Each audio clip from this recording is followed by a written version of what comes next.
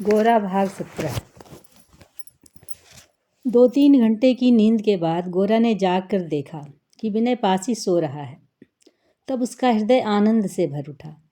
स्वप्न में कोई प्रिय वस्तु खोकर जागने पर यह पता चले कि वह वस्तु खोई नहीं है, तब जैसा संतोष होता है वैसा ही गोरा को हुआ। विनय को छोड़ देने से गोरा का जीवन कितना पंगु हो जाता। आज नींद से जागकर विनय को पास ही देखकर उसने इसका अनुभव किया। इसी आनंद की उतावली में गोरा ने विनय को हिलाकर जगा दिया और कहा, चलो एक काम है। गोरा का रोज सुबह का एक बंधा हुआ काम था। वह पड़ोस के गरीब लोगों के घर जाता था। उनका उपकार करने या उन्हें उपदेश देने के लिए नहीं, केवल उन्हें देखने ही जाता था। पढ़े लिखे लोगों के साथ उनका ऐसा मेल जोल नहीं था। ये लोग गोरा को दादा ठाकुर कहते थे और कौड़ियों बंधे हुक्के से उसका स्वागत करते थे। केवल इन लोगों का आतिथ्य स्वीकार करने के लिए ही गोरा ने जबरदस्ती तंबाकू पीना आरंभ कर दिया था। इन लोगों में नंद नामक व्यक्ति गोरा का प्रमुख भक्त था। नंद बढ़ई का लड़का था, उम्र लगभग 22 साल। बाप की दुकान में लकड़ी के बक्स तैयार किया करता था। मैदान में शिकार खेलने वालों में नंद के बराबर बंदूक का निशाना साधने वाला कोई नहीं था। क्रिकेट के खेल में गेंद फेंकने में भी वह अद्वितीय था। गोरा ने शिकार और क्रिकेट की अपनी टोलियों में अच्छे घरों के विद्यार्थियों के साथ इन सब बढ़ई लोहार लड़कों को भी मिला लिया था। इस मिले जुले दल में नंद सब प्रकार के खेलों में और व्यायाम में सबसे आगे था। कुछ विद्यार्थी उसे ईर्ष्या भी करते थे, पर गोरा के शासन में सभी को उसे सरदार मानने के लिए राजी होना ही पड़ता था। बटाली गिरने से पैर कट जाने के कारण यही नंद पिछले कुछ दिन से खेल के मैदान में नहीं आ रहा था। उन दिनों गोरा का मन विनय को लेकर बेचैन था, इसलिए वह नंद के घर नहीं जा सका था। इसलिए आज सवेरे ही वह विनय को साथ लेकर बढ़ई टोले में जा पहुंचा। नंद के 2 मंजिले कच्चे मकान के द्वार पर पहुंचते ही भीतर से औरतों के रोने का शब्द सुनाई दिया। नंद का बाप या कोई पुरुष अभिभावक घर पर नहीं था। पास ही तंबाकू की एक दुकान थी। उसके मालिक ने निकल कर कहा, नंद आज सवेरे ही मर गया, उसे जलाने ले गए हैं। नंद मर गया? ऐसा स्वास्थ्य, ऐसी शक्ति, ऐसा तेज, ऐसा हृदय, इतनी कम उम्र, और वह नंद आज सुबह मर गया। गोरा अपने सारे शरीर को कड़ा करके किसी तरह संभल कर खड़ा रहा। नंद एक मामूली बढ़ई का लड़का था। उसके ना रहने से संसार के काम में शायद क्षण भर की बाधा पड़ेगी, उसे भी बहुत थोड़े लोग ही देखेंगे। लेकिन आज नंद की मृत्यु गोरा को बहुत ज़्यादा असंगत और असंभव जान पड़ी। गोरा ने तो देखा था कि उसमें कितने प्राण हैं, कितने लोग जीते हैं, लेकिन नंद जैसा प्राणवान तो कहीं नहीं दिखाई देता। मृत्यु कैसे हुई, यह पूछने पर पता चला कि उसे टिटनस हो गई थी। नंद के बाप ने डॉक्टर को बुलाना चाहा था, पर नंद की माँ ने जोर देकर कहा था कि उसके लड़के को भूत लग गया है। ओझा आकर सारी रात मंत्र पढ़कर और मार कर उसे झाड़ते रहे। बेहोश होने से पहले नंद ने गोरा को खबर देने का अनुरोध किया था, लेकिन गोरा आकर कहीं डॉक्टरी इलाज के लिए जिद न करने लगे। इस डर से नंद की माँ ने किसी को गोरा तक खबर पहुँचाने के लिए नहीं जाने दिया।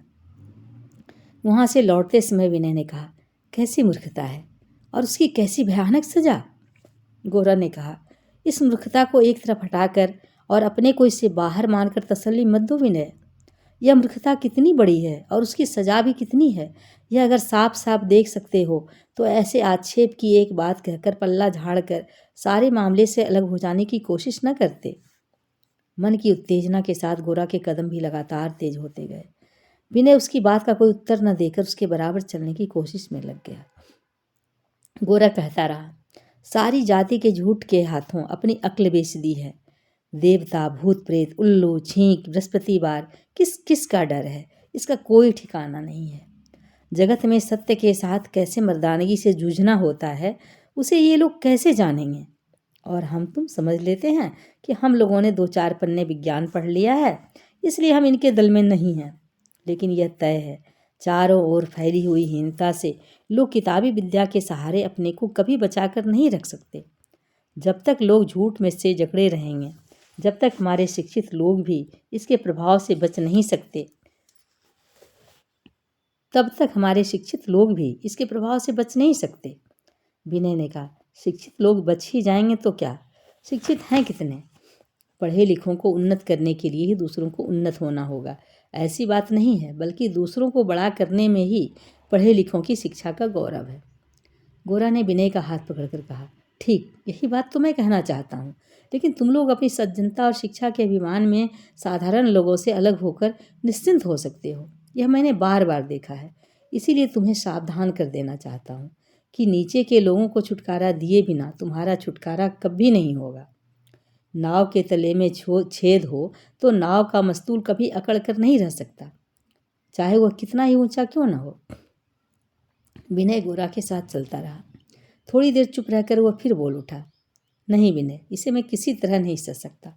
वह जो ओझा आकर मेरे नंद को मार गया है, उसकी मार मुझ पर पड़ी है, सारे देश पर पड़ी है।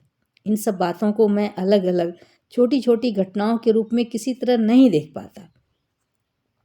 विनय को चुपचाप देखकर गोरा बिगड़ उठा। विनय, मैं खूब समझता हूँ कि तुम मन ही मन क्या सोचते हो। तुम सोचते हो इसका कोई इलाज नहीं है, या फिर इलाज का समय आने में भी बहुत देर है।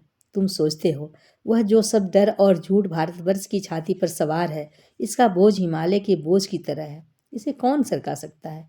लेकिन मैं ऐसा नहीं सोचता, सोचता तो बचता नहीं।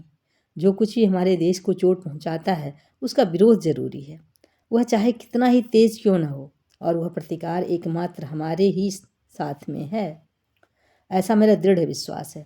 तभी मैं चारों ओर फैले इस दुख, दुर्गति, अपमान को झेल सकता हूँ। इतनी बड़ी दुर्गति के सामने अपने विश्वास को खड़ा करने का मुझे तो साहस ही नहीं होता। अंधेरा बड़ा होता है और दिए की शिखा छोटी, पर इतने बड़े अंधकार से इतनी छोटी सी शिखा पर ही मैं अधिक आस्था रखता हूँ। दुर्गति हमेशा हो सकती है, यह बात मैं किसी तरह भी नहीं मान सकता। सारे विश्व की ज्ञान शक्ति, प्राण शक्ति उस पर भीतर और बाहर से बराबर चोट कर रही है। हम लोग छोटे ही क्यों न हो, उसी ज्ञान के दल में, प्राण के दल में जा खड़े होंगे। वहाँ खड़े खड़े मर भी जाएं तो मन में यह निश्चय जानकर मरेंगे कि हमारे दल की जीत होगी। देश की जड़ता को ही सबसे बड़ा और प्रबल मानकर उसी पर बिस्तर लगाकर पड़े नहीं रहेंगे। मैं तो कहता हूँ, जगत में शैतान के ऊपर श्रद्धा रखना और भूत से डरना बराबर है। दोनों का फल यही होता है कि रोग की सही चिकित्सा की ओर ध्यान ही नहीं होता। जैसा झूठा डर वैसा ही झूठा ओझा, दोनों मिलकर हमें मारते रहते हैं, दोनों मिलकर हमें मारते रहते हैं। विनय, मैंने तुमसे बार बार कहा है, इस बात को एक क्षण भर के लिए भी स्वप्न में भी असंभव ना समझो कि हमारा यह देश मुक्त होगा ही। अज्ञान उसे हमेशा नहीं जकड़े रहेगा, और अंग्रेज भी उसे अपने व्यापार की नौका के पीछे पीछे सांकल से बांधकर नहीं ले जा सकेंगे। यही बात हमेशा मन में तय रखना। भारतवर्ष की स्वाधीनता के लिए भविष्य में लड़ाई आरंभ होगी। तुम लोग इसी पर अपनी किस्मत छोड़कर निश्चिंत बैठे हो। मैं कहता हूँ, लड़ाई आरंभ हो गई है, हर क्षण लड़ाई हो रही है। ऐसे समय में अगर तुम निश्चिंत रह सकते हो तो इससे बड़ी कायरता नहीं हो सकती। देखो गोरा, तुम में और मुझ में एक अंतर मुझे यह दिखाई देता है कि हमारे देश में रोज़ जो कुछ होता रहता है और होता चला आ रहा है, उसे तुम मानो रोज़ नई आँखों से देख पाते हो। हम जैसे सांस लेना भूल सकते हैं, यह सभी हमारे लिए वैसा ही है। न हमें आशा देता है, न हताश करता है। उसमें हमें न आनंद है, न दुख है। दिन के बाद दिन शून्य भाव से बीतते जाते हैं, और इस सब के बीच हम अपना या अपने देश का अनुभव ही नहीं करते। सहसा गोरा का मुख लाल हो गया और उसके माथे पर बल पड़ गए। दोनों हाथों की मुट्ठियां भींचकर वह रास्ते के बीच जाती हुई 2 घोड़ों वाली गाड़ी के पीछे दौड़ा और अचानक राह चलते लोगों को चौंकाता हुआ चिल्लाया, गाड़ी रोको। भारी घड़ी चेन पहने हुए एक बाबू गाड़ी हाँक रहे थे। उन्होंने एक बार मुड़कर पीछे देखा और दोनों तेजस्वी घोड़ों को चाबुक मारकर क्षण भर में दूर निकल गए।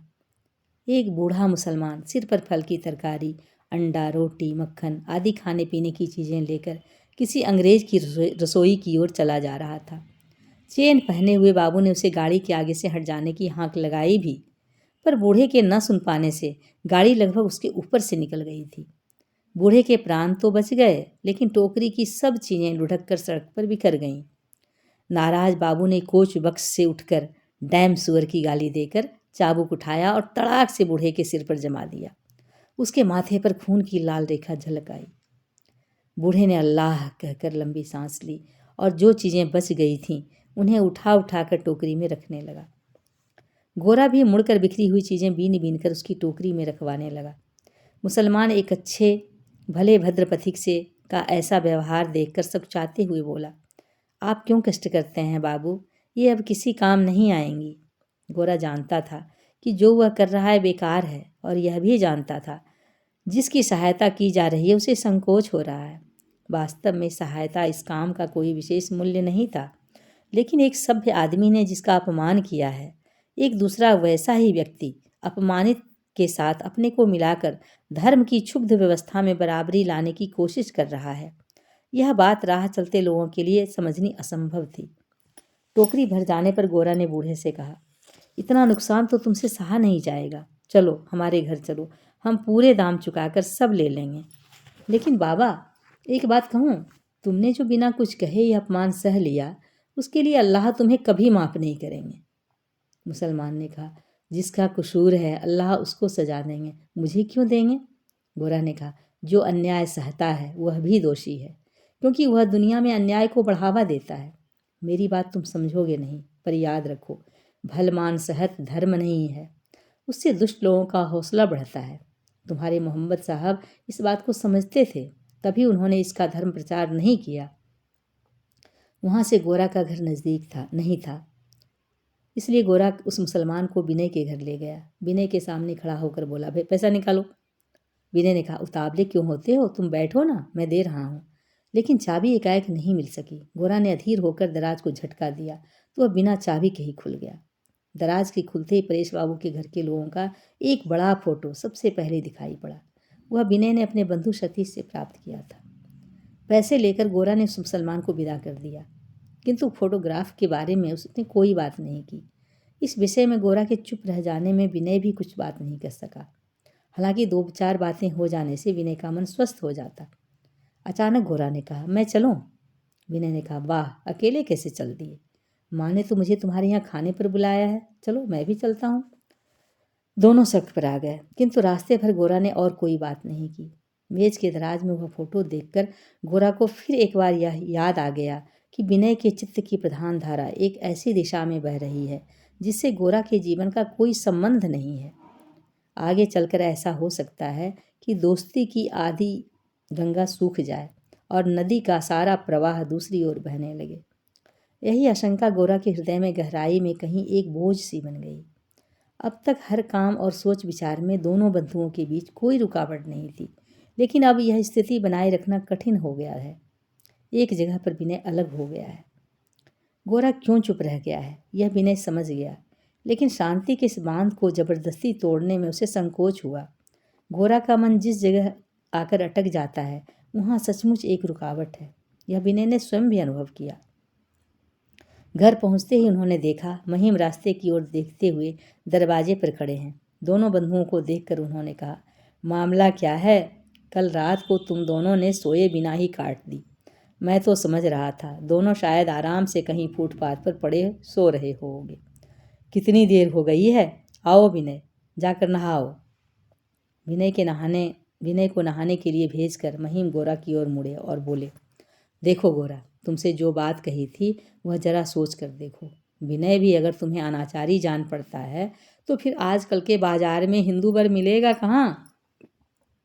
और कोरा हिंदूपन होने से भी तो नहीं चलेगा, लिखाई पढ़ाई भी तो चाहिए। अब लिखाई पढ़ाई और हिंदूपन दोनों के मिलने से जो चीज़ बनती है वह हमारे हिंदू मत से ठीक शास्त्रीय चीज़ तो नहीं होती, लेकिन बुरी चीज़ भी नहीं होती। अगर तुम्हारी लड़की होती तब इस मामले में तुम्हारी राय मेरी राय से बिल्कुल मिल जाती। गोरा ने कहा, तो अच्छा है, मेरे ख्याल में विनय को आपत्ति नहीं होगी। महिम ने कहा, सुनो तो, विनय की आपत्ति की बात कौन सोच रहा है? पहले तुम्हारी आपत्ति से तो निपट लें। तुम अपने मुंह से एक बार विनय से अनुरोध करो, और मुझे कुछ नहीं चाहिए, उससे कोई लाभ ना हो तो ना हो।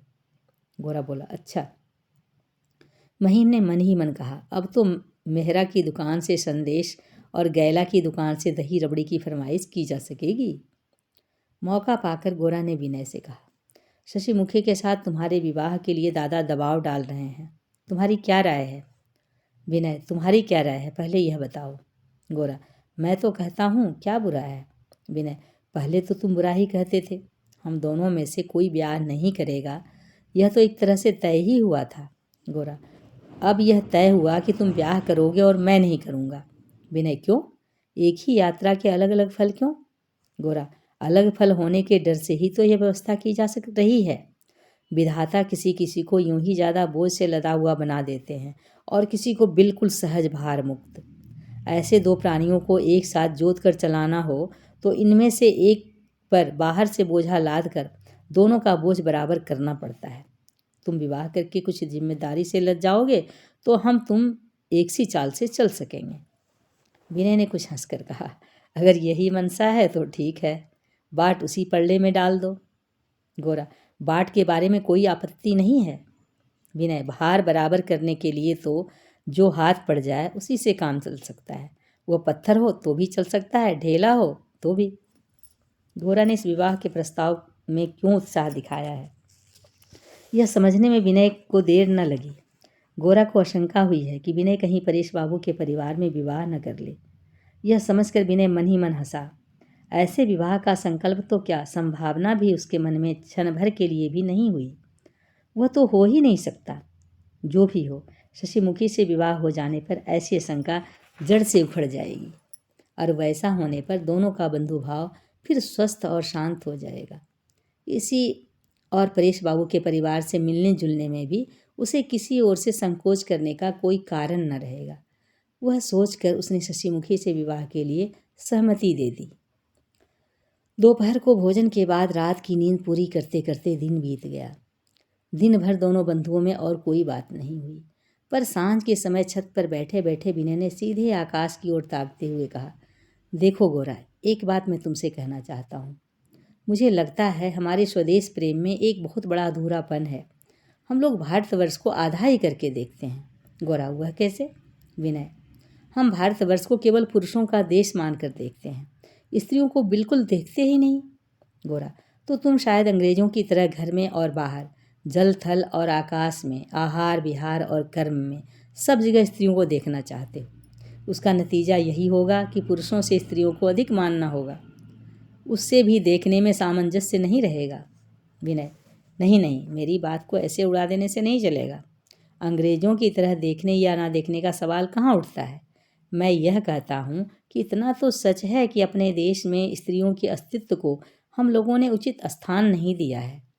तुम्हारी ही बात कहूँ, तुम स्त्रियों के बारे में कभी पल भर भी नहीं सोचते। तुम्हारी राय में मानो देश नारीहीन ही है। ऐसा जानना कभी सत्य जानना नहीं हो सकता। गोरा, मैंने जब अपनी माँ को देखा, माँ को जाना है, तब अपने देश की सभी स्त्रियों को उसी एक रूप में देख और जान लिया है। विनय, यह तो तुम अपने को भुलावा देने के लिए कह रहे हो। घर के काम काज के बीच घर की स्त्रियों को हम परिचित भाव से देखते हैं, वह देखना नहीं होता। गृहस्थी के काम काज से बाहर अगर हम देश की स्त्रियों को देख पाते तो हम स्वदेश के सौंदर्य और संपूर्णता को देखते। देश की एक ऐसी प्रतिमा दिखाई देती जिसके लिए प्राण देना आसान होता। कम से कम यह मानने की भूल हमसे कभी नहीं होती कि देश में स्त्रियां कहीं हैं ही नहीं। मैं जानता हूँ कि अंग्रेजों के समाज से तुलना करते ही तुम आग बबूला हो उठोगे। मैं वह करना भी नहीं चाहता। मैं नहीं जानता कि ठीक किस हद तक या किस ढंग से स्त्रियों के हमारे समाज में आगे आने से उनकी मर्यादा का उल्लंघन नहीं होगा, लेकिन यह मानना होगा कि स्त्रियों के छिपे रहने से हमारा स्वदेश हमारे निकट आधा ही सच है, हमारे हृदय को पूरा प्रेम या पूरी शक्ति नहीं दे सकता। गोरा, लेकिन तुम्हें यह बात अचानक इस समय कैसे सूझ गई? विनय, हाँ, अभी सूझी है और अचानक सूझी है। इतना बड़ा सत्य मैं इतने दिनों से नहीं जानता था, अब जान सका हूँ। इसके लिए स्वयं को भाग्यवान ही समझता हूँ। हम लोग जैसे किसान को केवल उसकी खेती के या जुलाहे को केवल उसकी बुनाई के बीच देखते हैं, इसलिए उन्हें छोटी जाति मानकर उसकी अवज्ञा करते हैं। वे हमें पूरे दिखाई नहीं देते और इस छोटे बड़े के भेद के कारण ही देश कमज़ोर हुआ है। ठीक उसी तरह देश की स्त्रियों को केवल घर के कामों से घिरी हुई देखकर ही हम स्त्रियों को भी केवल जनानी मानकर उन्हें ओछी नज़र से देखते हैं। इससे हमारा सारा देश ओछा हो जाता है। गोरा, जैसे दिन और रात समय के ये दो भाग हैं, वैसे ही पुरुष और नारी समाज के दो अंश हैं। समाज की स्वाभाविक अवस्था में स्त्री रात की तरह ओझल रहती है।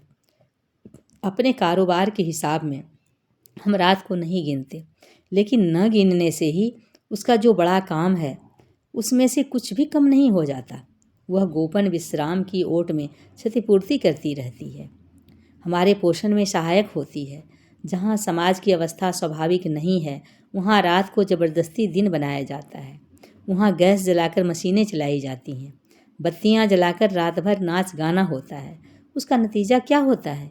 यही कि रात को जो स्वाभाविक अलक्षित काम है वह नष्ट हो जाता है। थकान बढ़ती जाती है, क्षतिपूर्ति नहीं हो पाती, इंसान पागल हो उठता है। ऐसे मिस्त्रियों को भी अगर हम खुले कर्म क्षेत्र में खींच कर ले आएँ तो उससे उसके मुख्य कामों की व्यवस्था नष्ट हो जाएगी। उससे समाज का स्वास्थ्य और उसकी शांति नष्ट होती है। समाज पर एक पागलपन सवार हो जाता है। उस पागलपन से अचानक शक्ति का भ्रम हो सकता है, किंतु यह शक्ति विनाश करने की शक्ति है। शक्ति के दो अंश होते हैं, एक व्यक्त और एक अव्यक्त। एक अंश उद्योग और एक अंश विश्राम, एक अंश प्रयोग और एक अंश संवरण। शक्ति का यह सामंजस्य नष्ट करने से वह क्षुब्ध हो उठती है, लेकिन वह क्षोभ मंगलकारी नहीं है। नर नारी समाज शक्ति के दो पक्ष हैं। पुरुष ही अस्पष्ट है, लेकिन अस्पष्ट होने से ही वह बड़ा है ऐसा नहीं है। नारी अस्पष्ट है। इस अस्पष्ट शक्ति को अगर केवल व्यक्त करने की चेष्टा की जाएगी तो समाज का सारा मूलधन खर्च करके उसे तेजी से दिवालियेपन की ओर ले जाना ही होगा। इसीलिए कहता हूँ, हम पुरुष लोग अगर यज्ञ के क्षेत्र में रहें और स्त्रियाँ भंडारे की अर्गला के पीछे, तभी स्त्रियों के अदृश्य रहने पर भी यज्ञ ठीक से संपन्न होगा। जो लोग सारी शक्ति को एक ही जगह, एक ही दिशा में, एक ही ढंग से खर्च करना चाहते हैं, वे पागल हैं। विनय, गोरा, तुमने जो कहा मैं उसका विरोध करना नहीं चाहता, किंतु मैंने जो कुछ कहा है तुमने भी उसका विरोध नहीं किया। असल बात गोरा, देखो विनय, इससे आगे इस बात को लेकर और अधिक बकझक करना बहस हो गई। मैं यह मानता हूँ कि आजकल तुम स्त्रियों के मामले में जितने सजग हो गए हो, मैं उतना नहीं हुआ। इसलिए तुम जो अनुभव करते हो मुझे भी वही अनुभव कराने की कोशिश कभी सफल नहीं हो सकती।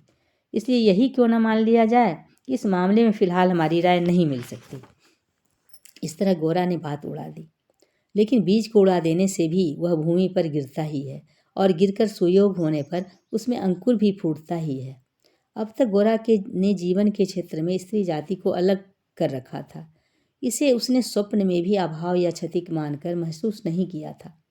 आज विनय देखकर संसार में स्त्री जाति की विशेष सत्ता और प्रभाव उसके लिए गोचर हो उठा, लेकिन इसका स्थान कहाँ है, इसका अर्थ क्या है, यह वह किसी तरह तय नहीं कर सका। इसलिए विनय के साथ इस बारे में बहस करना उसे अच्छा नहीं लगा। इसीलिए वह उसे बातचीत से अलग ही रखना चाहता था। रात को विनय जब घर लौट रहा था तब आनंदमयी ने उसे बुलाकर पूछा, विनय, सुनती हूँ कि शशिमुखी के साथ तुम्हारा विवाह ठीक हो गया है, सच? विनय ने लजाई हुई हंसी के साथ कहा, हाँ माँ, गोरा भी शुभ कर्म का घटक है। आनंदमयी बोली, शशिमुखी अच्छी लड़की है, लेकिन बेटा तुम बचपना मत करो, मैं तुम्हारा मन समझती हूँ। विनय, तुम कुछ दुविधा में हो, इसीलिए जल्दी जल्दी यह कर रहे हो। अब भी सोचकर देखने का समय है, तुम सयाने हो गए हो, इतना बड़ा काम ऐसे ही मत करो। ऐसा कहते हुए आनंदमयी ने विनय का कंधा सहला दिया। विनय कुछ कहे बिना धीरे धीरे चला गया। भाग 18। विनय आनंदमयी की बात सोचता सोचता घर पहुंचा। आनंदमयी की कही हुई कोई भी बात उसके लिए कभी उपेक्षणीय नहीं हुई। यह बात भी रात भर उसके मन पर छाई रही। दूसरे दिन सवेरे उठकर उसे मानो मुक्ति का एहसास हुआ। उसे लगा कि गोरा के बंधुत्व का उसने बहुत बड़ा दाम चुका दिया है। एक और शशिमुखी से विवाह करने के लिए राजी होकर उसने जो जीवन भर का बंधन स्वीकार किया है, उसके बदले दूसरी ओर अपने बंधन काट देने का भी उसे अधिकार मिल गया है। गोरा को उस पर जो संदेह हुआ था कि वह समाज छोड़कर ब्राह्मण परिवार में विवाह करने के लिए ललचा रहा है, शशिमुखी से विवाह की अस्थायी जमानत देकर विनय ने इस संदेह से स्वयं को मुक्त कर लिया है। इसके बाद विनय ने परेश बाबू के घर निसंकोच भाव से अक्सर आना जाना शुरू कर दिया। जो उसे अच्छा लगे उसके साथ उठना बैठना विनय के लिए कुछ भी कठिन नहीं है। गोरा के कारण जो संकोच था उसे मन से दूर कर देने पर देखते देखते परेश बाबू के घर के सभी लोगों के साथ ऐसे घुल मिल गया मानो बरसों से जान पहचान हो।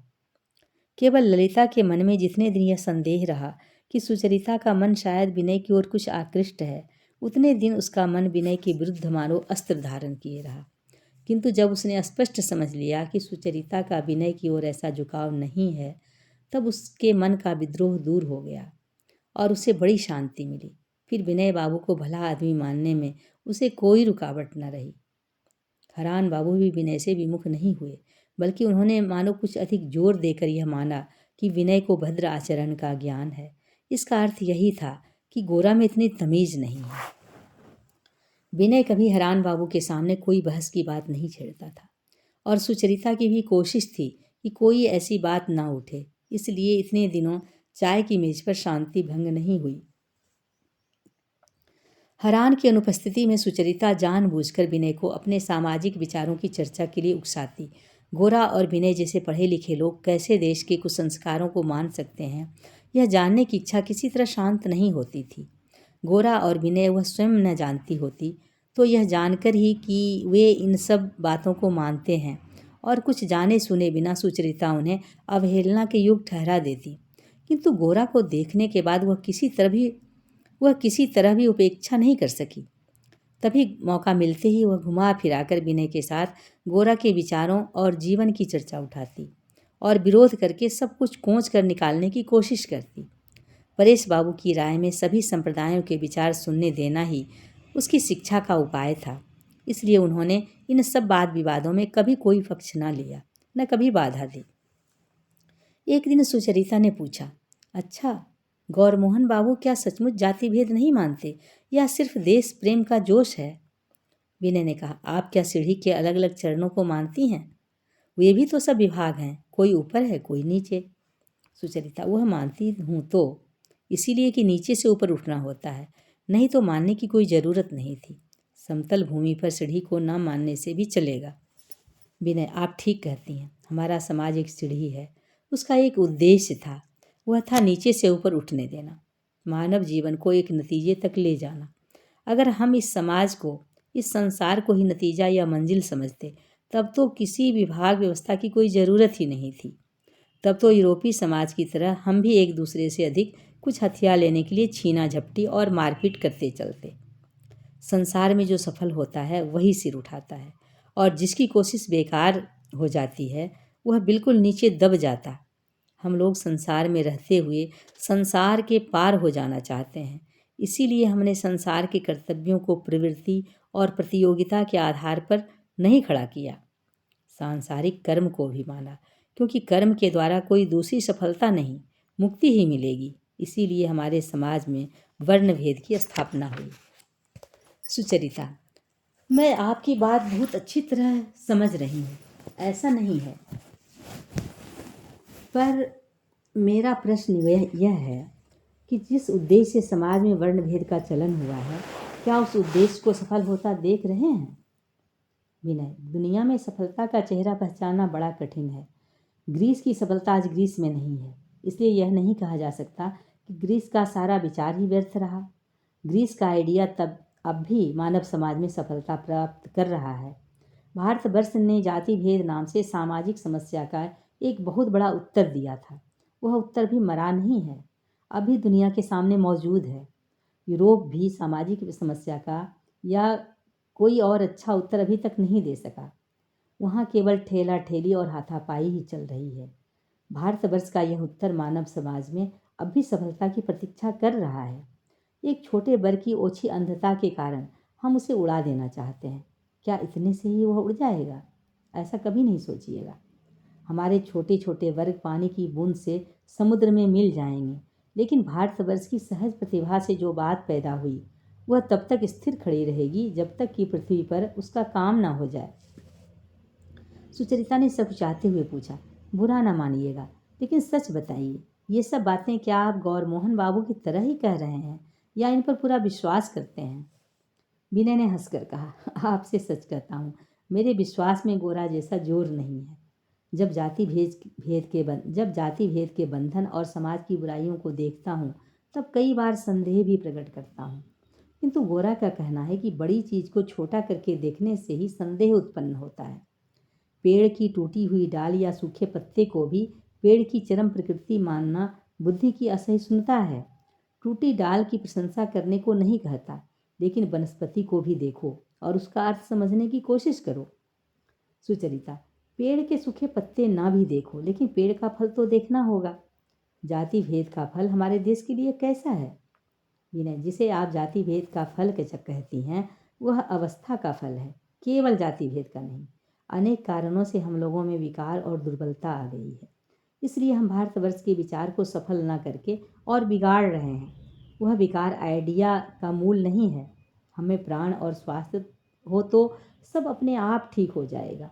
गोरा इसीलिए बार बार कहते हैं, सिर दुखता है क्या, इसीलिए सिर को उड़ा देने से नहीं चलेगा।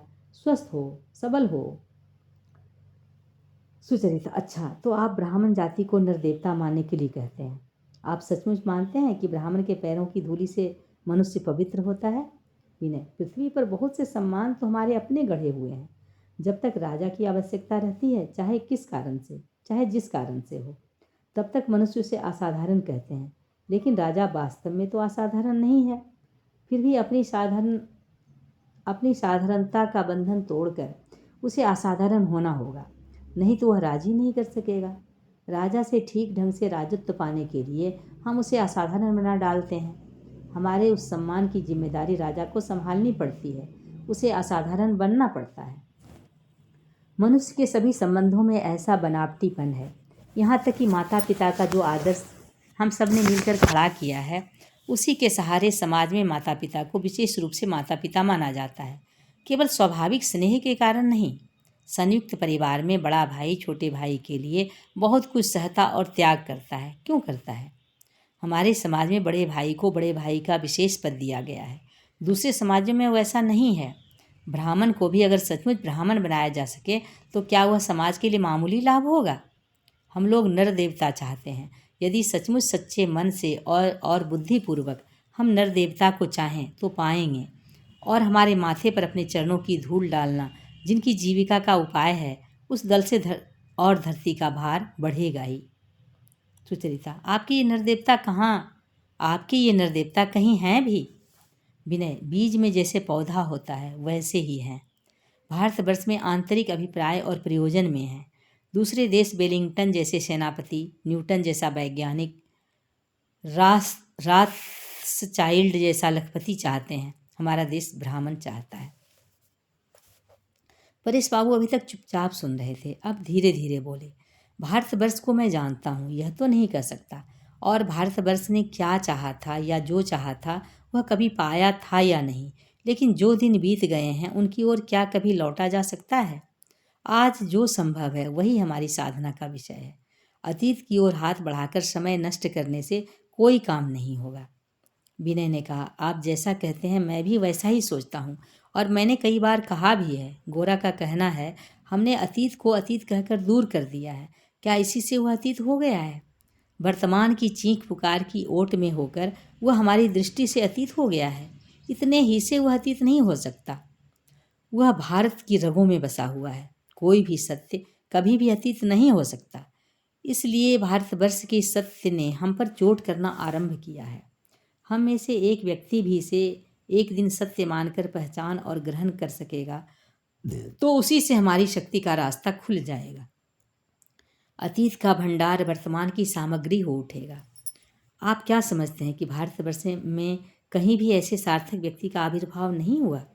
सुचरिता ने कहा, आप जिस ढंग से ये बातें कहते हैं साधारण लोग उसी ढंग से नहीं कहते, इसीलिए आपकी राय को सारे देश की राय मान लेने में झिझक होती है। विनय बोला, देखिए, सूर्य के उदय की वैज्ञानिक लोग एक ढंग से व्याख्या करते हैं और साधारण लोग दूसरे ढंग से। इससे कोई अंतर नहीं पड़ता। फिर भी सत्य को ठीक ढंग से जानने में हम लोगों का लाभ ही है। देश के जिन सत्यों को हम लोग खंडित करके बिगाड़ कर देखते हैं, गोरा इन सबको एक करके जोड़ कर देख सकते हैं। उनमें इसकी आश्चर्यजनक क्षमता है, लेकिन इससे क्या गोरा को गलत तथा औरों को सही मानना होगा? सुचरिता चुप हो गई। विनय ने कहा, हमारे देश में साधारणतया जो सब लोग अपने को परम हिंदू मानकर अभिमान करते हैं, मेरे बंधु गोरा को आप उनके दल का ना समझिएगा। आप उनके पिता कृष्णदयाल बाबू को देखती तो बाप बेटे का अंतर समझ सकती। कृष्णदयाल बाबू हमेशा अपने को पवित्र बनाए रखने के लिए कपड़े उतारने, गंगा जल छिड़कने, पोथी पत्रा बाँचने में दिन रात व्यस्त रहते हैं। रसोई के मामले में वह बहुत अच्छे ब्राह्मण पर भी विश्वास नहीं करते कि कहीं उसके ब्राह्मणत्व में कोई कमी न रह गई हो। गोरा को वह अपने कमरे की सीमा में घुसने नहीं देते। कभी अगर काम के लिए उन्हें पत्नी के कमरे में जाना पड़े तो फिर लौटकर अपने को पवित्र कर लेते हैं। जमीन पर दिन रात बिल्कुल अलग रहते हैं कि कहीं आने जाने किसी नियम भंग की धूल का एक कण भी उन्हें न छू जाए। कोई बहुत ही छैला बाबू जैसे अपने को धूप और धूल से बचाते हुए अपने रंग रूप की, बालों के समार की, कपड़ों की चुन्नट की रक्षा करता है, वैसे ही गोरा ऐसे नहीं है। वे हिंदूपन के नियमों में अश्रद्धा नहीं करते, लेकिन ऐसे झाड़ पोंछ भी नहीं करते। हिंदू धर्म को वह भीतर से और बहुत ऊंची दृष्टि से देखते हैं। वह कभी ऐसा नहीं सोचते कि हिंदू धर्म के प्राण इतने नाजुक हैं कि जरा सी छुअन से ही मुरझा जाएंगे या ठेस लगते ही मर जाएंगे। सुचरिता, लेकिन लगता तो यही है कि वह छुआछूत के मामले में बड़े सावधान होकर चलते हैं। विनय, उनकी यह सतर्कता ही एक अनोखी चीज़ है। उनसे अगर पूछा जाए तो वह फौरन कहेंगे, हाँ मैं ये सब मानता हूँ, छू जाने से जाती जाती है, खाने से पाप होता है, ये सब सत्य है, लेकिन मैं अच्छी तरह जानता हूँ ये सब उनकी ज़बरदस्ती की बातें हैं। ये बातें जितनी ही बेकार हों वह मानो उतनी ही ज़ोर से सबको सुना सुना कर कहते हैं। हिंदूपन की मामूली सी बात भी अस्वीकार करने पर दूसरे लोगों में कहीं हिंदुत्व की बड़ी बातों का भी असम्मान न हो, और जिन्हें हिंदुत्व पर श्रद्धा नहीं है वे उसे अपनी जीत समझें। इस ख्याल से गोरा बिना विचारे सभी कुछ मान कर चलना चाहते हैं। मेरे सामने भी इस बारे में कोई शिथिलता नहीं प्रकट करना चाहते। परेश बाबू बोले, ब्राह्म लोगों में भी ऐसे बहुत लोग हैं। वे हिंदुत्व की सभी बातों को बिना विचारे दूर कर देना चाहते हैं, जिससे बाहर का कोई व्यक्ति भूल से भी यह न समझे कि वे हिंदू धर्म की कुप्रथाओं को भी स्वीकार करते हैं। ऐसे लोग दुनिया में सहज भाव से चल ही नहीं सकते। या तो दिखावा करते हैं या होड़ करते हैं। समझते हैं कि सत्य दुर्बल है और उसे चालाकी से या ज़बरदस्ती से बचाना ही कर्तव्य है। जो लोग ऐसा मानते हैं कि सत्य हम पर निर्भर करता है, सत्य पर हम निर्भर नहीं हैं, उन्हीं को तो कठमुल्ला कहते हैं। जिन्हें सत्य की शक्ति पर विश्वास है वे अपनी ज़बरदस्ती को संयत रखते हैं। बाहर के लोग 2-4 दिन गलत समझ लें, यह कोई बड़ा नुकसान नहीं है, लेकिन किसी क्षुद्र संकोच के कारण सच्चाई को स्वीकार न कर सकना, इससे कहीं बड़ी क्षति है। मैं तो ईश्वर से हमेशा यही मांगता हूँ कि चाहे ब्राह्म सभा में हो चाहे हिंदू चंडी मंडप में हो, मैं सत्य को सब जगह सिर झुकाकर सहज भाव से और बिना विद्रोह के प्रणाम कर सकूं। बाहर की कोई बाधा मुझे रोक न सके। इतना कहकर परेश बाबू ने उनकी बात का सुनकर कुछ चुप रहकर फिर बोले, लेकिन यह परेश बाबू के अपने जीवन की एक प्रशांत गंभीरता का स्वर था। सुचरिता और ललिता के चेहरे पर एक आनंदित भक्ति की दीप्ति फैल गई। विनय चुप रह गया। वह मन ही मन जानता था कि गोरा में हठधर्मिता है। सत्य पर चलने वालों के मन, वचन और कर्म में जो एक सहज सरल शांति रहनी चाहिए वह गोरा में नहीं है। परेश बाबू की बात सुनकर इस बात ने मानो उसके मन पर और भी स्पष्ट आघात किया। अवश्य ही विनय इतने दिन गोरा के पक्ष में मन ही मन यह दलील देता रहा है कि समाज की व्यवस्था डगमग है। जब बाहर के देशों के साथ संघर्ष हो रहा है तब सत्य के सिपाही स्वाभाविकता की रक्षा नहीं कर सकते। तब सामयिक आवश्यकताओं के दबाव से सच्चाई में भी मिलावट आ जाती है। आज परेश बाबू की बात से क्षण भर विनय के मन में प्रश्न उठा। तात्कालिक प्रयोजन पूरा करने के लोभ से सच्चाई को बिगाड़ना साधारण लोगों के लिए तो ठीक है, पर उसका गोरा भी क्या ऐसे ही साधारण लोगों के दल का है? रात को जब सुचरिता बिस्तर पर लेटी तब ललिता आकर उसके बिस्तर के छोर पर बैठ गई। सुचरिता ने समझ लिया कि ललिता के मन में कोई बात घूम रही है। वह बात विनय के संबंध में है, यह भी उसने समझ लिया। इसीलिए सुचरिता ने स्वयं बात उठाई। लेकिन विनय बाबू मुझे बहुत अच्छे लगते हैं, ललिता ने कहा। वह हर वक्त गौर बाबू की ही बातें करते रहते हैं ना, इसीलिए तुम्हें अच्छे लगते हैं। बात का इशारा सुचरिता ने समझ कर भी नहीं समझा। उसने एक सरल भाव धारण करते हुए कहा, सच तो उनके मुंह से गौर बाबू की बात सुनकर बड़ा आनंद आता है। मैं मानो उन्हें स्पष्ट देख पाती हूँ। ललिता ने कहा, मुझे तो बिल्कुल अच्छा नहीं लगता, मुझे तो गुस्सा आता है। सुचरिता ने चंभे से कहा, क्यों? ललिता बोली, गोरा गोरा गोरा, दिन रात केवल गोरा। मान लिया कि उनके दोस्त वो गोरा बहुत बड़े आदमी हैं, अच्छी बात है, लेकिन वह खुद भी तो आदमी हैं। सुचरिता ने हंसकर कहा, सो तो है, लेकिन इसमें हर्ज क्या है? ललिता, उनके दोस्त उन पर ऐसे छा गए हैं कि वो अपनी बात कह ही नहीं सकते, मानो एक लकड़ी ने एक टिड्डे को घेर लिया हो।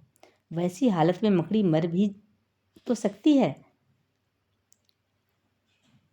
और टिड्डे पर भी सदा होती हो ऐसा नहीं है। ललिता की बात के तीखेपन पर सुचरिता कुछ न कहकर हंसने लगी। ललिता ने कहा, तुम हंस रही हो दीदी, लेकिन मैं तुमसे कह देती हूँ, मुझे कोई वैसे दबाए रखने की कोशिश करता तो मैं एक दिन भी नहीं सह सकती। तुम यही सोचो, लोग चाहें जो समझें, तुमने मुझे दबा कर नहीं रखा, तुम्हारा वैसा स्वभाव ही नहीं है, इसीलिए तो तुम इतनी अच्छी लगती हो। असल में यह तुमने बाबा से ही सीखा है, वह हर किसी के लिए उसके लायक जगह छोड़ देते हैं। इस परिवार में सुचरिता और ललिता परेश बाबू की परम भक्त हैं। बाबा कहते ही उनका हृदय मानो खिल जाता है।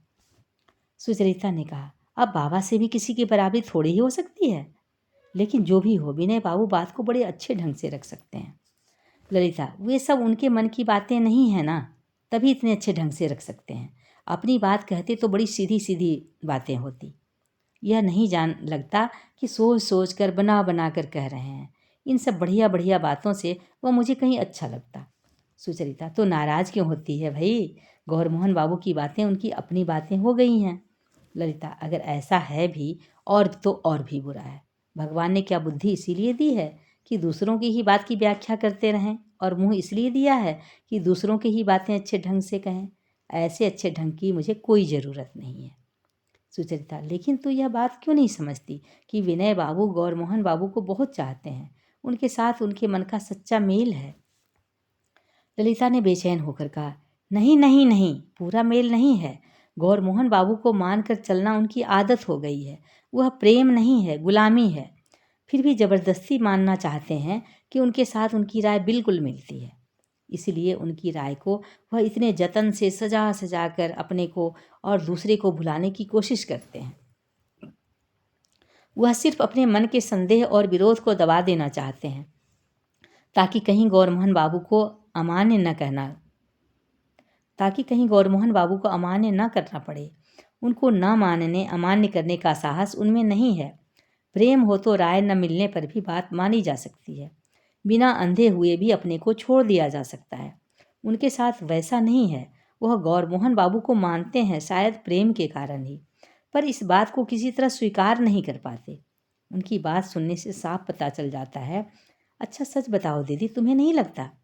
सुचरिता ने ललिता की भांति यह बात उस ढंग से सोची ही नहीं थी। गोरा को पूरी तरह जानने के लिए ही उसका कौतूहल इतना ज़्यादा था कि विनय को स्वतंत्र रूप से देखने की ओर उसका ध्यान ही नहीं था। सुचरिता ने ललिता के प्रश्न का स्पष्ट उत्तर न देकर कहा, अच्छा चल, तेरी बात ही मान ली, तो बता फिर क्या किया जाए? ललिता, मेरा तो मन करता है उन्हें उनके दोस्त के बंधन से छुड़ाकर आज़ाद कर दिया जाए। सुचरिता, तो कोशिश करके देख लेना। ललिता, मेरी कोशिश से नहीं होगा, तुम जरा ध्यान दोगी तो हो जाएगा। सुचरिता ने यद्यपि मन ही मन समझ लिया था कि विनय उसके प्रति अनुरक्त है, तब भी उसने ललिता की बात को हंसकर टाल देना चाहा। ललिता ने कहा, गौरमोहन बाबू का हुक्म तोड़कर भी वह जो तुम्हारे पास आते हैं, इसीलिए मुझे वो अच्छे लगते हैं। उनकी अवस्था में और कोई होता तो ब्राह्मण लड़कियों को गालियाँ देकर नाटक लिखता। उनका मन जब भी खुला है। इसका यही सबूत है कि वह तुम्हें चाहते हैं और बाबा का सम्मान करते हैं। विनय बाबू को उनके अपने रूप में खड़ा करना ही होगा दीदी। वह जो केवल गौरमोहन बाबू का प्रचार करते रहते हैं, वह मुझसे कहा नहीं जाता। इसी समय दीदी दीदी कह पुकारता हुआ सतीश आ पहुंचा। विनय आज बड़े सवेरे मैदान में सर्कस दिखाने ले गया था। यद्यपि रात बहुत हो गई थी, फिर भी अपना पहला सर्कस देखने का उसका उत्साह उसे संभल नहीं रहा था। सर्कस का पूरा वर्णन कर लेने के बाद वह बोला, आज विनय बाबू को पकड़कर मैं अपने बिस्तर पर ला रहा था। वह घर के अंदर भी आए थे, फिर चले गए, बोले कि कल आएंगे। दीदी, मैंने उनसे कहा है एक दिन आप लोगों को भी सर्कस दिखा लाएं। ललिता ने पूछा, इस पर उन्होंने क्या कहा? सतीश ने कहा। वह बोले, बाघ देखकर लड़कियां डर जाएंगी, लेकिन मुझे बिल्कुल डर नहीं लगा। कहते कहते सतीश पौरुष के अभिमान से छाती फुलाकर बैठ गया। ललिता ने कहा, ऐसी बात है, तुम्हारे दोस्त विनय बाबू का साहस कितना बड़ा है वह खूब समझ सकती हूँ। नहीं दीदी, उन्हें सर्कस दिखाने के लिए हमें अपने साथ ले जाना ही पड़ेगा। सतीश बोला, कल तो सर्कस दिन में होगा। ललिता ने कहा, वही तो अच्छा है, दिन में ही जाएंगे। दूसरे दिन विनय बाबू के आते ही ललिता बोल उठी, लीजिए, ठीक वक्त पर आए हैं। विनय बाबू चलिए। विनय, कहाँ चलना होगा? ललिता, सर्कस देखने। सर्कस देखने? दिन दहाड़े शमियाना भर लोगों के सामने लड़कियों को लेकर सर्कस देखने जाना? विनय हक्का बक्का हो गया। ललिता बोली, जान पड़ता है गौरमोहन बाबू नाराज होंगे। ललिता के सवाल से विनय कुछ चकित हुआ। ललिता ने फिर कहा, सर्कस देखने लड़कियों को ले जाने के बारे में गौरमोहन बाबू की कोई राय है? विनय ने कहा, जरूर है। ललिता, उसकी आप किस ढंग से व्याख्या करते हैं, बताइए तो, मैं दीदी को बुला लाऊं, वह भी सुनेंगी। विनय झेंप कर हंसा। ललिता ने कहा, हंसते क्यों हैं विनय बाबू? आपने कल सतीश से कहा था लड़कियां बाघ से डरती हैं, आप क्या किसी से नहीं डरते? इस पर विनय लड़कियों को सर्कस दिखाने ले गया। इतना ही नहीं, गोरा के साथ उसका संबंध ललिता को और शायद परिवार के सभी लोगों को कैसा जान पड़ता है, इस बात को लेकर वह मन ही मन काफ़ी उधेड़बुन में रहा। इसके बाद जिस दिन विनय से ललिता की भेंट हुई, उसने बड़े भोलेपन से पूछा, उस दिन की सर्कस जाने की बात आपने गौरमोहन बाबू को बता दी? यह प्रश्न विनय को बहुत अखरा, क्योंकि कानों तक लाल होते हुए उसे कहना पड़ा, नहीं, अभी तक मौका नहीं मिला। लावण्य ने हंसते हुए कमरे में आकर कहा, विनय बाबू आइए ना। ललिता बोली, कहाँ, क्या सर्कस देखने? लावण्य ने कहा, वाह, आज कैसा सर्कस? मैं बुला रही हूँ इसलिए कि पेंसिल से मेरे रुमाल के चारों ओर एक बेल बना दें, मैं काढ़ूंगी। विनय बाबू बहुत सुंदर चित्र बनाते हैं। कहती हुई लावण्य विनय को पकड़कर ले गई। भाग 19। सुबह गोरा काम कर रहा था। विनय ने अचानक आकर कहा, एक दिन परेश बाबू की लड़कियों को लेकर मैं सर्कस देखने गया था। गोरा ने लिखते लिखते कहा, मैंने सुना है। विनय ने विस्मित होकर पूछा, किससे सुना? गोरा, अविनाश से, वह भी उस दिन सर्कस देखने गया था। और कुछ न कहकर गोरा फिर लिखने में लग गया। गोरा ने यह बात पहले ही सुन ली है, और वह भी अविनाश से, जिसने नमक मिर्च लगाकर कहने में कोई कसर नहीं रखी होगी। इस बात से विनय को अपने पुराने संस्कार के कारण बड़ा संकोच हुआ। सर्कस जाने की बात की लोक समाज में ऐसी चर्चा न उठी होती तभी अच्छा होता। उसे याद आया, कल रात देर तक जागते रहकर वह मन ही मन ललिता से झगड़ता रहा। ललिता समझती है वह गोरा से डरता है, और बच्चे जैसे मास्टर को मानते हैं वैसे ही वो गोरा को मानकर चलता है। कोई किसी को इतना गलत समझ सकता है? गोरा और वह तो एक हैं। यह ठीक है कि गोरा की असाधारणता के कारण उसकी गोरा पर श्रद्धा भी है, लेकिन इसी से ललिता का ऐसा सोच लेना गोरा के साथ भी अन्याय है और विनय के साथ भी। विनय बच्चा नहीं है, न गोरा ही उस बच्चे का अभिभावक है। गोरा चुपचाप लिखता रहा, और ललिता के वही 2-3 तीखे प्रश्न बार बार विनय को याद आने लगे। विनय उन्हें आसानी से मन से न हटा सका। देखते देखते विनय के भीतर एक विद्रोह ने सिर उठाया। सर्कस देखने गया था तो क्या हुआ? अविनाश कौन होता है गोरा से इस बात की चर्चा करने वाला? और गोरा भी क्यों मेरे काम के बारे में उससे बातचीत करने लगा है? मैं क्या गोरा का नज़रबंद हूँ? कहाँ आता जाता हूँ? गोरा के सामने क्या इस बात का जवाब देना होगा? यह तो दोस्ती का अपमान है। गोरा और अविनाश पर विनय को इतना गुस्सा न आया होता यदि अपनी भीरुता उसके सामने इतनी स्पष्ट न हो गई होती। वह थोड़ी देर के लिए भी गोरा से कोई बात छिपाने के लिए मजबूर हुआ। इसके लिए वह आज मन ही मन मानो गोरा को ही दोषी ठहराना चाहता है। सर्कस जाने की बात को लेकर गोरा अगर विनय से झगड़े की 2-1 बातें करता तो भी उनकी दोस्ती की समानता बनी रहती और विनय को तसल्ली होती। लेकिन गोरा इतना गंभीर होकर विचारक बन बैठा है और अपनी चुप्पी के द्वारा उसका अपमान कर रहा है। यह देखकर ललिता की बात का कांटा उसे बींधने लगा। इसी समय हुक्का हाथ में लिए महीम ने कमरे में प्रवेश किया। डिब्बे से गीले कपड़े के भीतर से एक पान विनय के हाथ में देते हुए बोले, भाई विनय, इधर तो सब ठीक हो गया। अब तुम्हारे काका महाशय की एक चिट्ठी आ जाए तो निश्चिंत हो सकें। उन्हें तुमने लिख ही दिया ना? विवाह का यह आग्रह आज विनय को बहुत बुरा लगा। यद्यपि वह जानता था कि महीम का कोई दोष नहीं है, उन्हें तो वचन दिया जा चुका है, किंतु उस वचन देने में ही उसे एक हीनता जान पड़ी। आनंदमयी ने तो उसे एक तरह से मना ही किया था। उसका अपना भी इस विवाह के मामले में कोई आकर्षण नहीं था। गड़बड़ी में क्षण भर में ही यह बात पक्की कैसे हो गई? यह भी नहीं कहा जा सकता कि गोरा ने कोई जल्दी की थी।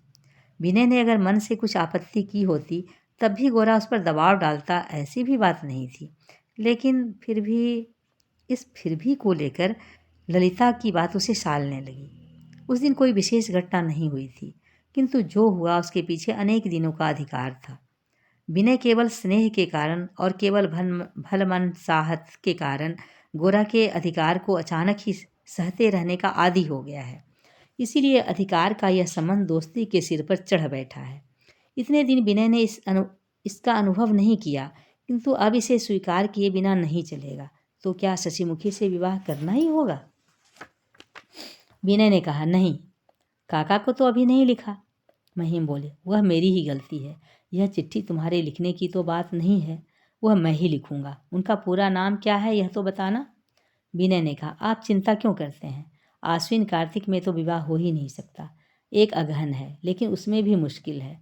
हमारे परिवार के इतिहास में न जाने कब अगहन के महीने में किसके साथ कौन सी दुर्घटना घटी थी। तब से हमारे वंश में अगहन में विवाह आदि शुभ कार्य बंद हैं। महिम ने हुक्का कमरे के कोने में दीवार के साथ टेक कर कहा, विनय, तुम लोग यह सब मानते हो तो सारी लिखाई पढ़ाई क्या किताबों को रटते रटते मर जाना ही है? अव्वल तो इस देश में वैसे ही शुभ दिन ढूंढे नहीं मिलता, उस पर भी हर घर अपना प्राइवेट पोथी पत्रा लेकर बैठ जाएगा तो कैसे काम चलेगा? विनय ने कहा, फिर आप भाद्र आश्विन महीने ही क्यों मानते हैं? महिम बोले, मैं कहाँ मानता हूँ, कभी नहीं मानता, लेकिन क्या करूँ भैया, इस मुल्क में भगवान को माने बिना मज़े में चल जाता है। लेकिन भाद्र आश्विन बृहस्पति शनि तिथि नक्षत्र माने बिना कोई टिकने नहीं देता। फिर यह भी कहूँ कि मैंने कह दिया कि नहीं मानता, लेकिन काम करने के समय तिथि मुहूर्त इधर उधर होने से मन खुश नहीं रहता। देश की हवा में जैसे मलेरिया होता है वैसे ही डर भी होता है, उससे ऊपर नहीं उठा जा सकता। विनय, हमारे वंश में अगहन का डर भी किसी तरह नहीं मिटता। काकी माँ तो किसी तरह राजी नहीं होंगी। इस तरह विनय ने उस दिन तो जैसे तैसे बात को टाल दिया। विनय के बात कहने के ढंग से गोरा ने समझ लिया कि विनय के मन में एक दुविधा उत्पन्न हो गई है। कुछ दिनों से विनय से भेंट ही नहीं हो रही थी। इससे गोरा ने समझ लिया था कि परेश बाबू के घर विनय का आना जाना और भी बढ़ गया है। उसके ऊपर इस विवाह के प्रस्ताव को टालने की कोशिश से गोरा के मन में और भी खटका हुआ। सांप जैसे किसी को निगलना शुरू करने पर उसे किसी तरह छोड़ ही नहीं सकता, गोरा भी मानो उसी तरह अपने किसी भी संकल्प को छोड़ देने या उसमें जरा भी इधर उधर करने में असमर्थ था। दूसरी ओर से किसी तरह की रुकावट अथवा कोई शिथिलता उपस्थित होने पर वह और भी जिद पकड़ लेता था। दुविधा में पड़े हुए विनय को पकड़ रखने के लिए गोरा पूरी तरह तैयार हो उठा।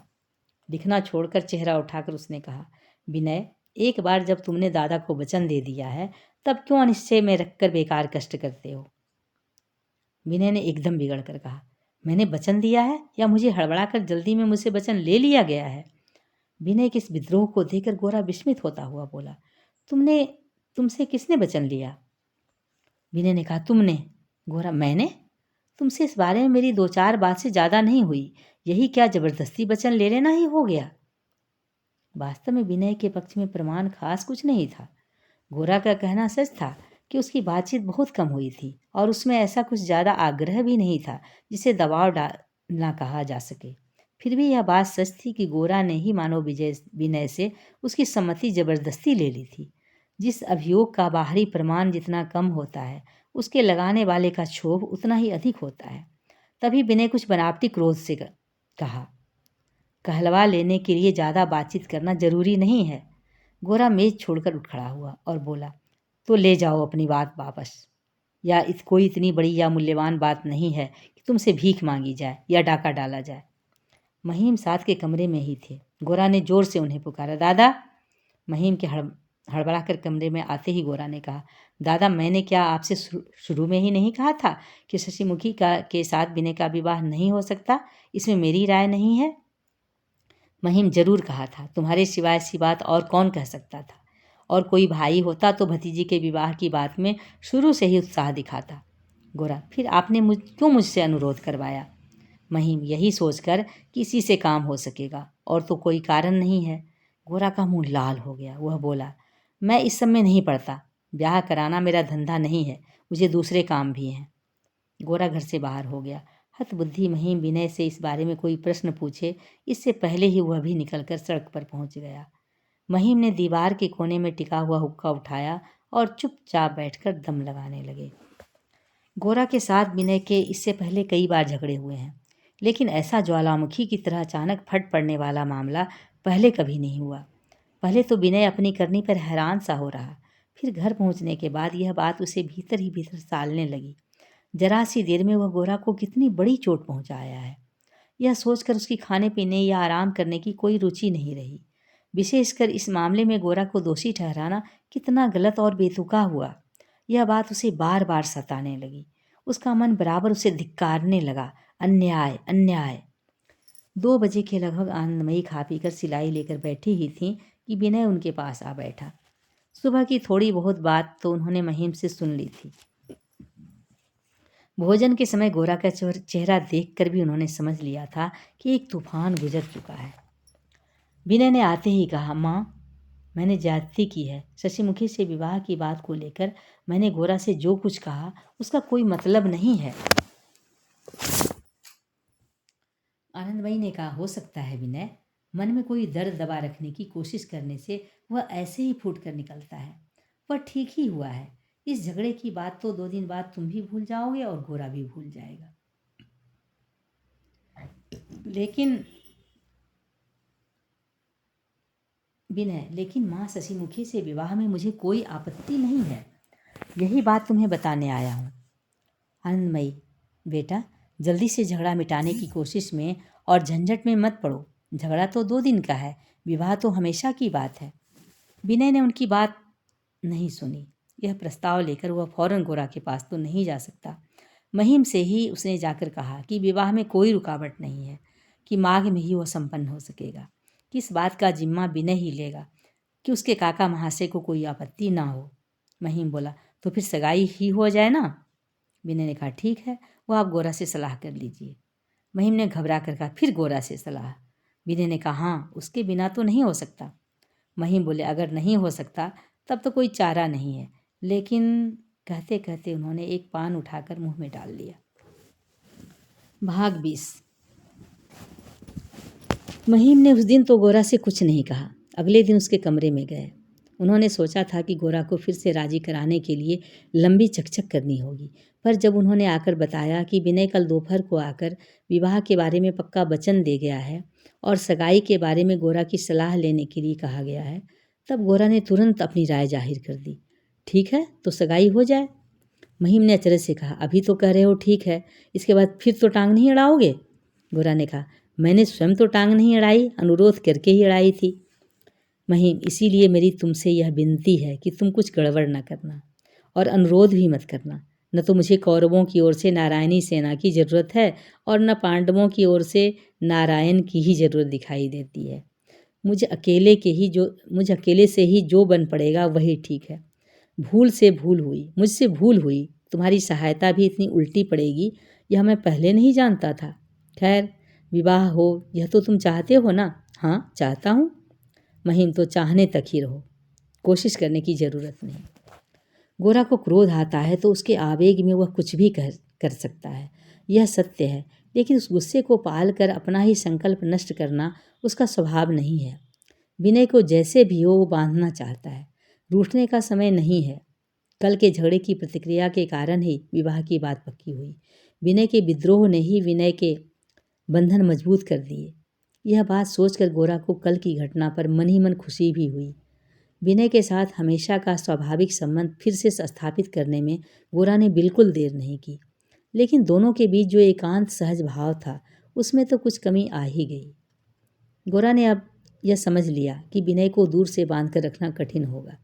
जहाँ से खतरा है वहीं जाकर पहरा देना होगा। उसने मन ही मन सोचा, मैं अगर परेश बाबू के घर बराबर आना जाना बनाए रखूं तो विनय को ठीक रास्ते पर रख सकूंगा। उसी दिन अर्थात झगड़े के अगले ही दिन तीसरे पहर गोरा विनय के घर जा पहुंचा। विनय को इसकी बिल्कुल आशा नहीं थी कि गोरा उसी दिन आ जाएगा, इसीलिए उसे मन ही मन जितनी खुशी हुई उतना ही आश्चर्य भी हुआ। इससे भी बढ़कर आश्चर्य की बात यह थी कि गोरा ने अपने आप परेश बाबू की लड़कियों की बात उठाई और उस बात में जरा भी कठोरता नहीं की। इस चर्चा में विनय का उत्साह जगा देने के लिए अधिक परिश्रम की जरूरत नहीं थी। सुचरिता के साथ विनय जिन बातों की चर्चा करता रहा वे विस्तार से गोरा को बताने लगा। सुचरिता विशेष आग्रह से स्वयं ये सब बातें उठाती है और चाहे जितनी बहस करे अनजाने में धीरे धीरे उनसे सहमत होती जा रही है। गोरा को यह बात बताकर विनय ने उसे उत्साहित करने की कोशिश की। बातों बातों में विनय ने कहा, नंद की माँ ने भूतों के ओझा को बुलाकर कैसे नंद के प्राण ले लिए और इसे लेकर तुम्हारे साथ क्या बात हुई थी। जब मैंने बताया तब कहने लगी, आप लोग सोचते हैं लड़कियों को घर में बंद करके रसोई बर्तन और सफाई करने देने से ही उनका सब काम पूरा हो जाता है। इधर तो ऐसा करके उनकी समझ बूझ सब चौपट करके रख देंगे। उधर जब वे ओझा को बुलाएंगी तब उन पर बिगड़ने से भी नहीं चूकेंगे। जिनके लिए सारी दुनिया अड़ोस पड़ोस के दो एक घरों तक ही सीमित है वे कभी संपूर्ण मानव नहीं हो सकती और अधूरी रहकर पुरुषों के बड़े कामों को बिगाड़ कर अधूरे करके पुरुष को भार से लाद कर नीचे की ओर खींच कर फिर अपनी दुर्गति का बदला लेंगी ही। नंद की माँ को आप ही ने ऐसा बनाया है और ऐसी जगह घेर कर रखा है कि आज आप जान लगा कर भी उसे सुबुद्धि देना चाहें तो वह उस तक पहुँचेगी ही नहीं। मैंने इस बारे में तर्क करने की बहुत कोशिश की, लेकिन सच कहूँ गोरा, मन ही मन उनसे सहमत होने के कारण मैं कोई जोरदार दलील नहीं दे सका और उनसे तो फिर भी बहस हो जाती, लेकिन ललिता से बहस करने का मुझे साहस नहीं होता। ललिता ने जब भवें चिकोड़ कर कहा, आप लोग सोचते हैं कि दुनिया भर का काम आप लोग करेंगे और आप लोगों का काम हम करेंगी, यह नहीं होगा। या तो हम भी दुनिया का काम संभालेंगी, नहीं तो बोझ बनकर रह जाएंगी। हम बोझ होंगी तो आप बिगड़ कर कहेंगे पथे नारी विवर्जिता, लेकिन आप नारी को भी चलने दें तो फिर उसका विवर्जन करने की ज़रूरत ना होगी, न घर न पथ पर। तब मुझे कोई उत्तर नहीं बन पड़ा और मैं चुप रह गया। ललिता आसानी से कोई बात नहीं कहती, लेकिन जब कहती है तब बहुत सोच समझकर जवाब देना होता है। तुम जो कहो गोरा, मुझे पूरा विश्वास हो गया है कि हमारी नारियां अगर चीनी नारियों के पैरों की तरह बांध कर रखी जाएंगी तो उससे हमारा कोई काम आगे नहीं बढ़ेगा। गोरा, लड़कियों को शिक्षा ना दी जाए ऐसा तो मैंने कभी नहीं कहा। विनय, चारू पाठ तीसरा भाग पढ़ा देने से ही क्या शिक्षा हो जाती है। गोरा, अच्छी बात है, अब से विनय बोध प्रथम भाग पढ़ाया जाएगा। परेश बाबू की लड़कियों की बात करते करते रात हो गई। गोरा के अकेले घर लौटते समय ये सब बातें उसके मन में घूमती रहीं। घर पहुंचकर चारपाई पर लेटे लेटे भी गोरा जब तक सो नहीं गया परेश बाबू की लड़कियों की बात मन से नहीं निकाल सका। गोरा के जीवन में ऐसी बात पहले कभी नहीं हुई थी। लड़कियों की बात उसने कभी सोची ही नहीं। आज विनय ने यह प्रमाणित कर दिया कि संसार में जहाँ तक सोचने की बात है उसे उड़ाया नहीं जा सकता। या तो इसके साथ समझौता करना होगा या लड़ना होगा। दूसरे दिन विनय ने जब गोरा से कहा, परेश बाबू के घर एक बार चले चलो ना, बहुत दिनों से गए नहीं, वह तुम्हारी बात अक्सर पूछते हैं, तब गोरा बिना विरोध किए तैयार हो गया। केवल तैयार ही नहीं हुआ बल्कि उसका मन भी पहले सा निरुत्सुक नहीं था। पहले सुचरिता और परेश बाबू की लड़कियों के बारे में गोरा पूरी तरह से उदासीन था, फिर बीच में उसके मन में उनके विरुद्ध अवज्ञा का भाव उत्पन्न हुआ था। अब उसके मन में एक कौतूहल था, कौन सी चीज़ विनय के चित्त को इतना आकर्षित करती है, यह जानने के लिए उसके मन में एक विशेष उत्सुकता हो गई थी। दोनों जिस समय परेश बाबू के घर पहुँचे उस समय सांझ हो रही थी। दूसरी मंजिल के एक कमरे में तेल के लैंप की रोशनी में हरान अपना एक अंग्रेजी लेख परेश बाबू को सुना रहे थे।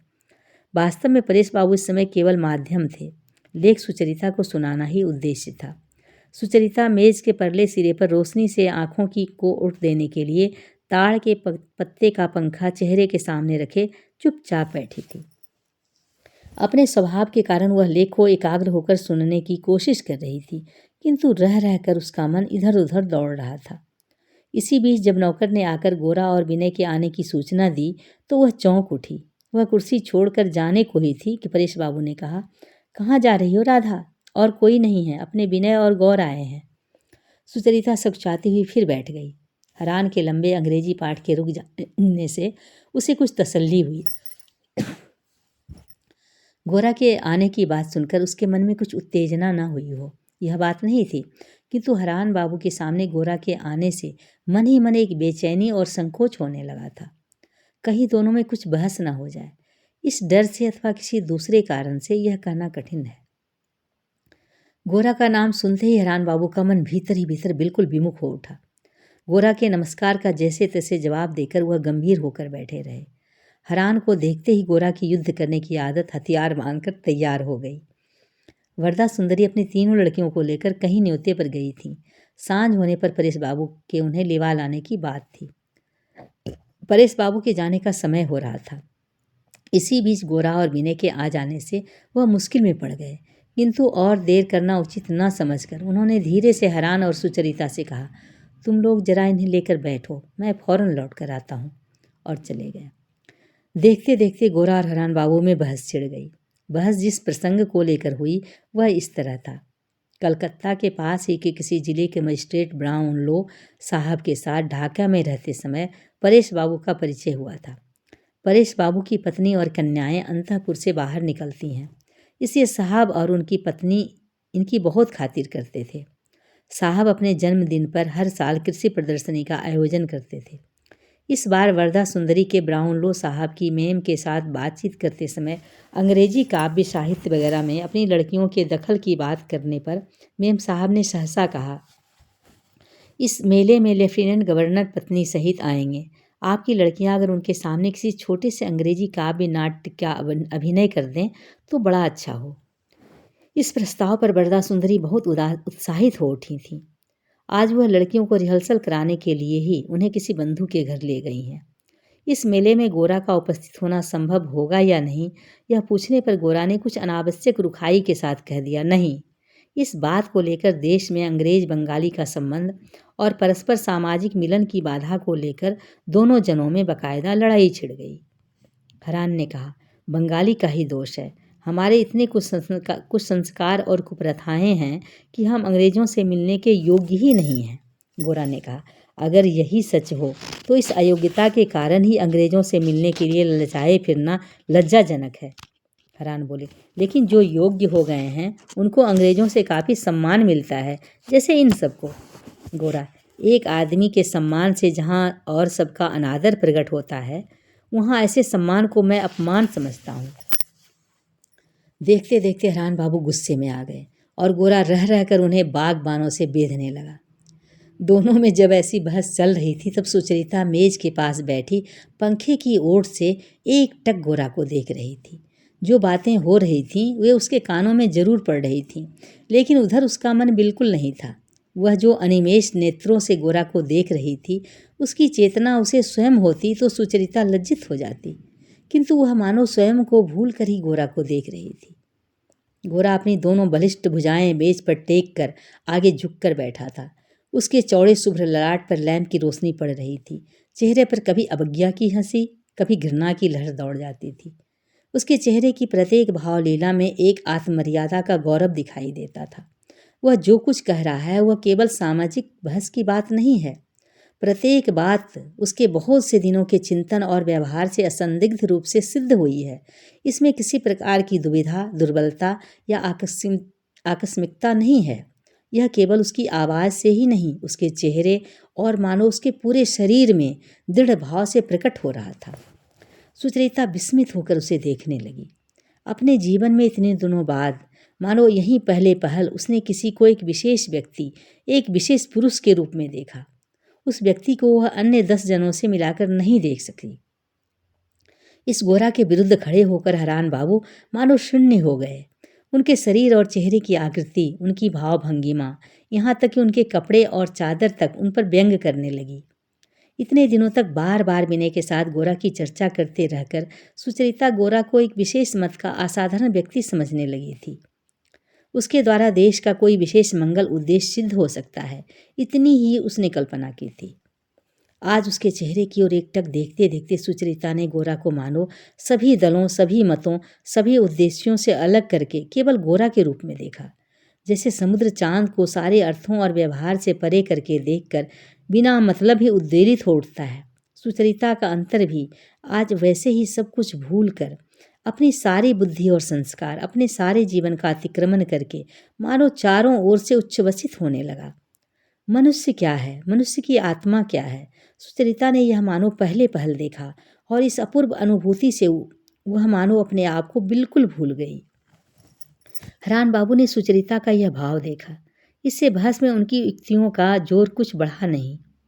अंत में एकाएक बेचैन होकर वह आसन छोड़कर उठ खड़े हुए और सुचरिता को बिल्कुल आत्मीय की तरह बुलाते हुए बोले, सुचरिता, जरा इस कमरे में आओ, तुम्हें एक बात बतानी है।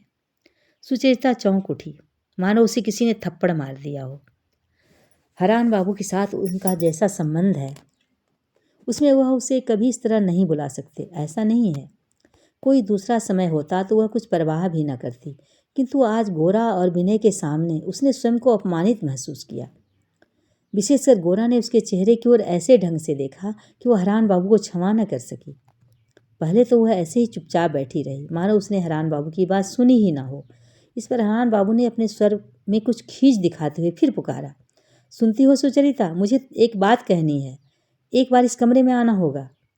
सुचरिता ने उनके चेहरे की ओर देखे बिना उत्तर दिया, अभी रहने दीजिए, बाबा आ जाएं, फिर बात हो जाएगी। विनय ने खड़े होते हुए कहा, नहीं, हम लोग चलें। सुचरिता ने जल्दी से कहा, नहीं विनय बाबू, बैठे रहिए, बाबा आपको बैठने को कह गए हैं, अभी आते ही होंगे। उसके स्वर में एक विनती का भाव प्रकट हो रहा था, मानो हिरनी को व्याघ्र के हाथों सौंप कर चले जाने का प्रस्ताव हो रहा हो। मैं और रुक नहीं सकता, मैं तो चला, कहते हुए हरान बाबू तेजी से कमरे से निकल गए। गुस्से में वह बाहर तो आ गए, लेकिन अगले ही क्षण उन्हें दुख होने लगा, लेकिन फिर लौटने का भी कोई बहाना न खोज सके। हरान बाबू के चले जाने पर सुचरिता लज्जा से लाल हुआ चेहरा झुकाए हुए बैठी थी। क्या करे, वह क्या कहे, यह नहीं सोच पा रही थी। तब गोरा को अच्छी तरह उसके चेहरे की ओर देखने का मौका मिल गया। शिक्षित लड़कियों में जिस चंचलता की कल्पना गोरा ने कर रखी थी, सुचरिता के चेहरे में उसका आभास तक भी कहाँ है। उसके चेहरे पर बुद्धि की उज्ज्वलता अवश्य प्रकाशित हो रही है, किंतु नम्रता और लज्जा से वो आज कैसी सुंदर और कोमल दिखाई दे रही है। चेहरा कितना सुकुमार है, भावों के ऊपर ललाट मानो शरद के आकाश जैसा स्वच्छ निर्मल। होंठ चुप है, किंतु अनकही बात का माधुरी दोनों होठों के बीच एक कोमल कली सा अटका हुआ है। नई स्त्रियों की वेशभूषा की ओर गोरा ने इससे पहले कभी ध्यान से नहीं देखा और बिना देखे ही उनके प्रति एक धिक्कार भाव लिए रहा। आज सुचरिता की देह पर नए ढंग की साड़ी पहनने की कला भी उसे विशेष अच्छी लगी। सुचरिता का एक हाथ मेज पर था, उसकी आस्तीन के सिकुड़े हुए भाग से बढ़ा हुआ वह हाथ आज गोरा को किसी कोमल हृदय की कल्याणमयी वाणी सा लगा। दीपों से प्रकाशित शांत संध्या में सुचरिता को घेरे हुए सारा कमरा अपने प्रकाश, अपनी दीवारों के चित्र, अपनी सजावट और अपनी व्यवस्था के साथ मानो एक विशेष रूप लेकर दिखाई दिया। वह गृह है, वह सेवा कुशला नारी के यत्न, स्नेह और सौंदर्य से मंडित है। वह निरी दीवारों और शहतीरों पर टिकी हुई छत से कहीं अधिक कुछ है। यह आज मानो पल भर में गोरा के सामने साकार हो उठा। अपने चारों ओर के आकाश में गोरा ने मानो एक सजीव सत्ता का अनुभव किया। उसके हृदय पर चारों ओर से एक हृदय की लहरें आकर चोट करने लगी। न जाने कैसी एक शांति मानो उसे घेरने लगी। एक अपूर्व उपलब्धि उसे जीवन से पहले कभी नहीं हुई। देखते देखते सुचरिता के माथे पर बिखरे हुए केशों से लेकर उसके पैरों के निकट साड़ी के किनारे तक क्रमशः सब कुछ विशेष हो उठा। एक साथ ही पूर्ण रूप में सुचरिता और स्वतंत्र रूप से सुचरिता का प्रत्येक अंश गोरा को आकर्षित करने लगा। कुछ देर किसी के कुछ न कह सकने से सभी कुंठित से हो गए थे। तभी विनय ने सुचरिता की ओर देखकर कहा, उस दिन हम लोगों में बात हो रही थी कि, और कहकर बात का सिलसिला उठाया। वह बोला, आपसे तो कह चुका हूँ, मेरा एक ज़माना ऐसा था जब मेरे मन में भी यह विश्वास जमा हुआ था कि अपने देश के लिए, समाज के लिए हम कोई आशा नहीं कर सकते। हमेशा हम नाबालिग ही रहेंगे और अंग्रेज हमारे अभिभावक बने रहेंगे। जो जैसा है वैसा ही बना रहेगा। अंग्रेजों की प्रबल शक्ति और समाज की जड़ता के विरुद्ध कहीं कोई उपाय भी हम नहीं कर सकेंगे। हमारे देश के अधिकांश लोगों के मन का भाव ऐसा ही है। ऐसी अवस्था में मनुष्य या तो अपने स्वार्थ में ही डूबा रहता या फिर उदासीन हो जाता है। हमारे देश के मध्य वर्ग के लोग इसीलिए नौकरी में तरक्की छोड़कर दूसरी कोई बात ही नहीं सोचते और धनी लोग सरकार से खिताब पाकर ही जीवन को सार्थक मानते हैं। हमारी जीवन यात्रा का पथ थोड़ी दूर जाकर ही रुक जाता है। किसी सुदूर उद्देश्य की कल्पना भी हमारे दिमाग में नहीं आती और उसके लिए साधन जुटाने को हम बिल्कुल अनावश्यक समझ लेते हैं। मैंने कभी सोचा था गोरा के पिता की सिफारिश से कोई नौकरी ठीक कर लूँगा। ऐसे ही समय गोरा ने मुझसे कहा, नहीं, सरकारी नौकरी तुम किसी तरह नहीं कर सकोगे। इस बात से सुचरिता के चेहरे पर एक हल्का सा हैरानी का भाव देखकर गोरा ने कहा, आप यह न समझिएगा कि सरकार पर नाराज होकर मैंने ऐसी बात कही थी। जो लोग सरकार का पक्ष लेते हैं वे सरकार की शक्ति को अपनी शक्ति मानकर घमंड करते हैं और देश के लोगों से अलग एक श्रेणी के हो जाते हैं। ज्यों ज्यों दिन बीतते हैं हमारा यह भाव भी बढ़ता जाता है। मैं जानता हूँ, मेरी पहचान के एक पुराने डिप्टी थे, अब काम छोड़ चुके हैं। उनके जिला मजिस्ट्रेट ने पूछा था, बाबू तुम्हारी कचहरी में इतने ज़्यादा लोग कैसे बरी हो जाते हैं? इस पर उन्होंने जवाब दिया था, साहब उसकी एक वजह है, आप जिन्हें जेल भेजते हैं वे आपके लिए कुत्ते बिल्ली के समान हैं और मैं जिन्हें जेल भेजता हूँ वे तो मेरे अपने भाई लगते हैं। तब तक भी ऐसे डिप्टी थे जो इतनी बड़ी बात कह सके और ऐसे अंग्रेज मजिस्ट्रेटों की भी कमी नहीं थी जो सुन सकें। लेकिन जैसे जैसे दिन बीतते जाते हैं नौकरी के फंदे शरीर के गहने होते जा रहे हैं और आजकल के डिप्टियों के लिए भी देश के लोग धीरे धीरे कुत्ते बिल्ली के समान हुए जा रहे हैं। इस तरह तरक्की पाते रहने से तो उनका केवल पतन ही होगा। इस बात की अनुभूति भी उनकी चली जा रही है। दूसरे के कंधे का सहारा लेकर अपनों को नीचा समझना और नीच समझकर उनके साथ अन्याय करने को बाध्य होना, इससे कोई मंगल नहीं हो सकता। कहकर गोरा ने मुट्ठी से मेज पर आघात किया। तेल का लैंप कांप उठा। विनय ने कहा, गोरा, यह मेज सरकार की नहीं है और यह लैंप परेश बाबू का है। गोरा ऊंचे स्वर से हंसा जिससे सारा कमरा भर गया। मजाक करने पर गोरा बच्चों की तरह खुलकर हंस सकता है, इससे सुचरिता को अचंभा हुआ और मन ही मन आनंद भी हुआ। जो लोग बड़ी बड़ी बातों की चिंता करते हैं, जो जी खोल कर हंस भी सकते हैं, यह वह नहीं जानती थी। गोरा ने उस दिन बहुत बातें की। सुचरिता यद्यपि चुप ही रही, फिर भी उसके चेहरे का भाव कुछ ऐसा सहमति का था कि गोरा का हृदय उत्साह से भर उठा।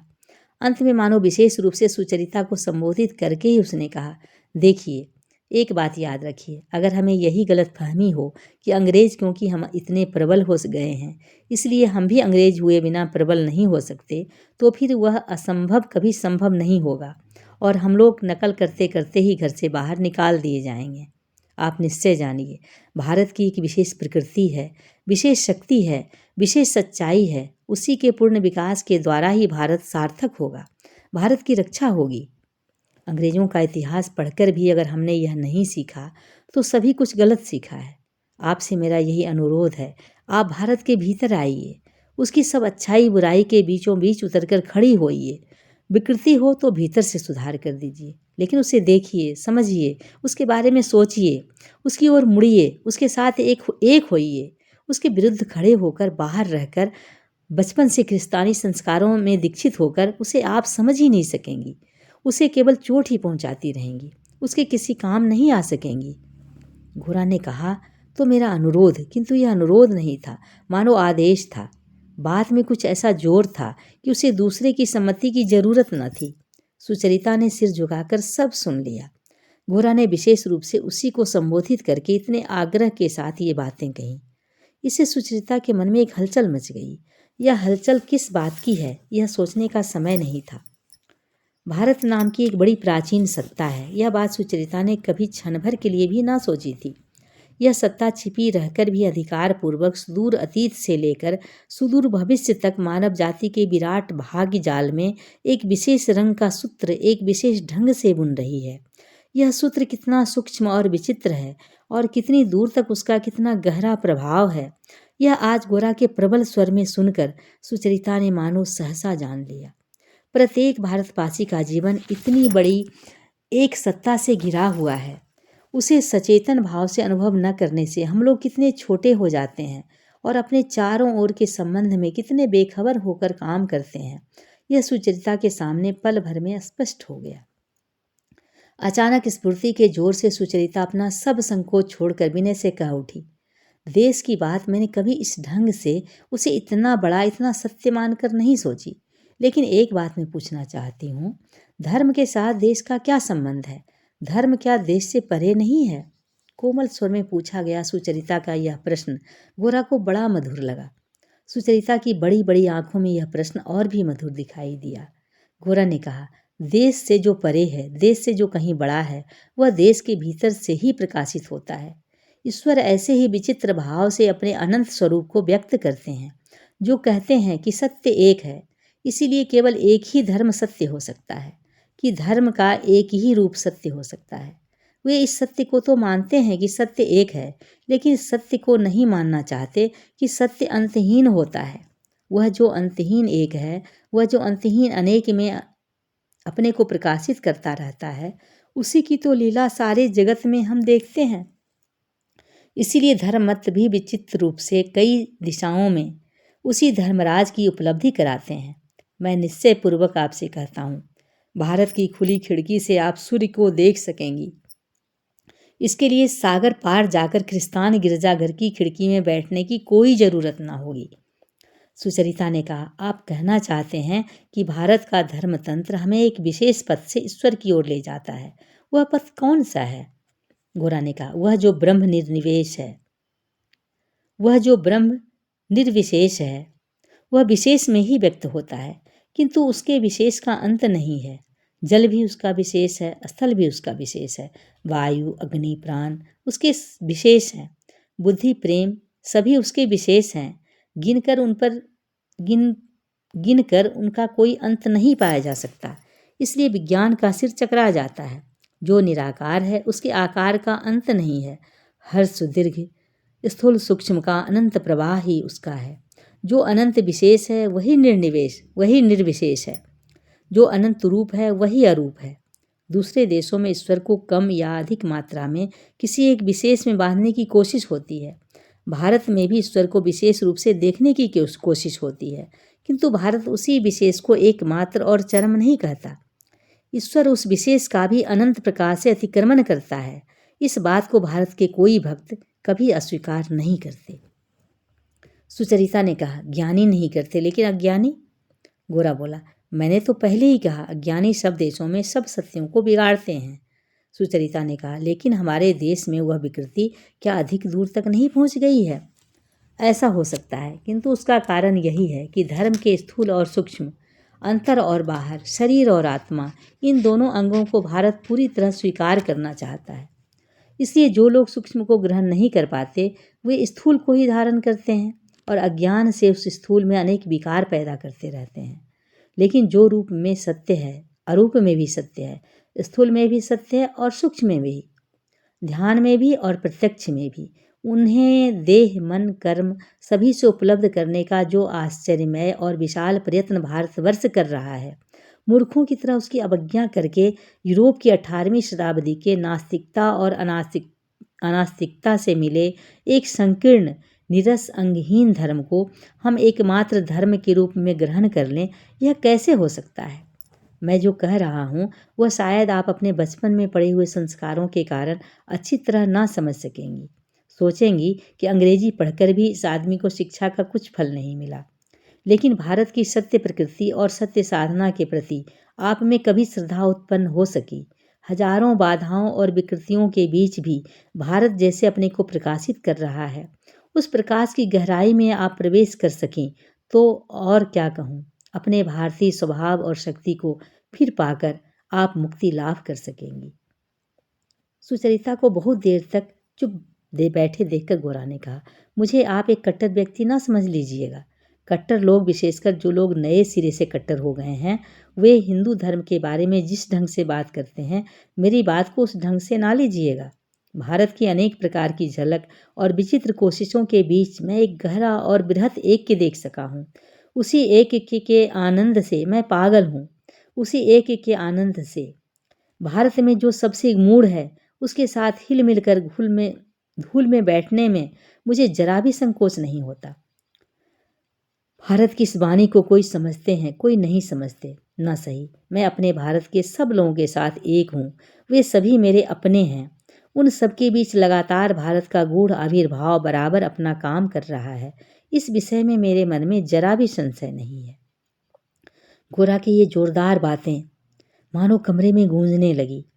ये सब बातें सुचरिता के समझने की नहीं थी, किंतु अनुभूति का पहला संचार बड़ा प्रबल होता है। जीवन किसी चहार दीवारी या दल की सीमा में बंधा नहीं है। यह उपलब्धि सुचरिता के मन में कसकने लगी। तभी सीढ़ी के पास से लड़कियों की तेज हंसी के साथ पैरों की आहट सुनाई दी। वरदा सुंदरी और लड़कियों को लेकर परेश बाबू लौट आए थे। सीढ़ियां चढ़ते समय सुधीर कुछ दंगा कर रहा था। यही उस हंसी का कारण था। लावण्य, ललिता और सतीश कमरे में घुसते ही गोरा को देखकर खड़े हो गए। लावण्य कमरे से बाहर चली गई। सतीश विनय की कुर्सी के पास खड़ा होकर उसके कानों में कुछ कहने लगा। ललिता एक कुर्सी सुचरिता के पीछे खींचकर उसकी ओट में छिप कर बैठ गई। परेश बाबू ने कहा, मुझे लौटने में बड़ी देर हो गई। पानू बाबू, जान पड़ता है चले गए। सुचरिता ने कोई उत्तर नहीं दिया। विनय ने ही कहा, हाँ, वह और नहीं रुक सके। अब हम लोग भी चलें, कहकर गोरा ने झुककर परेश बाबू को नमस्कार किया। परेश बाबू ने कहा, आज तुम लोगों से बातचीत का मौका ही नहीं मिला। जब भी तुम्हें फुर्सत हो आते रहना। गोरा और विनय कमरे से निकल रहे थे कि वरदा सुंदरी आ गईं। दोनों ने उन्हें नमस्कार किया। उन्होंने कहा, आप लोग अब जा रहे हैं क्या? गोरा ने कहा, हाँ। वरदा सुंदरी ने विनय से कहा, लेकिन विनय बाबू, आप अभी नहीं जा सकते। आपको भोजन करके ही जाना होगा। आपसे कुछ काम की बात करनी है। सतीश ने उछल कर विनय का हाथ पकड़ लिया और कहा, हाँ माँ, विनय बाबू को जाने मत देना। वो आज मेरे पास रहेंगे। विनय कुछ सपचा कर रहा था और उत्तर नहीं दे पा रहा था। यह देखकर वरदा सुंदरी ने गोरा से कहा, विनय बाबू को क्या आप ले जाना चाहते हैं? नहीं, बिल्कुल नहीं। विनय, तुम रह जाओ ना, मैं जाता हूँ, कहता हुआ गोरा जल्दी से उतर गया। विनय के रुक जाने के बारे में जैसे ही वरदा सुंदरी ने गोरा से अनुमति मांगी, वैसे ही ललिता की ओर देखे बिना विनय न रह सका। ललिता ने दबे होठों से मुस्कुराकर मुंह फेर लिया। ललिता के इस छोटे से व्यंग के साथ विनय झगड़ा नहीं कर सकता, पर यह उसे कांटा सा चुभता है। विनय के कमरे में आकर बैठते ही ललिता ने कहा, विनय बाबू, आज तो आपका भाग जाना ही ठीक रहता। विनय ने कहा, क्यों? माँ ने आपको मुसीबत में डालने की सोची है। मजिस्ट्रेट के मेले में जो अभिनय होगा उसके लिए एक आदमी कम पड़ रहा है। माँ ने आप ही को तय किया है। विनय ने घबरा कर कहा, मारे गए, मुझसे तो यह काम नहीं होगा। ललिता ने हंसकर कहा, यह तो मैंने माँ से पहले ही कह दिया है। इस अभिनय में आपके दोस्त कभी आपको भाग नहीं लेने देंगे। विनय ने चोट खाकर कहा, दोस्त की बात छोड़िए, मैंने 7 जन्म में कभी अभिनय नहीं किया, मुझे क्यों? ललिता ने कहा, और हम लोग तो मानो जन्म जन्मांतर से अभिनय करती आ रही हैं ना। इसी समय वरदा सुंदरी कमरे में आकर बैठ गई। ललिता ने कहा, माँ, तुम अभिनय के लिए विनय बाबू को यूं ही कह रही हो। पहले इनके दोस्त को राजी कर सको तभी। विनय ने कातर होकर कहा, दोस्त के राजी होने की बात नहीं है। अभिनय करने से ही तो नहीं हो जाता, मुझे तो आता ही नहीं। अभिनय कहने से ही तो नहीं हो जाता, मुझे आता ही नहीं।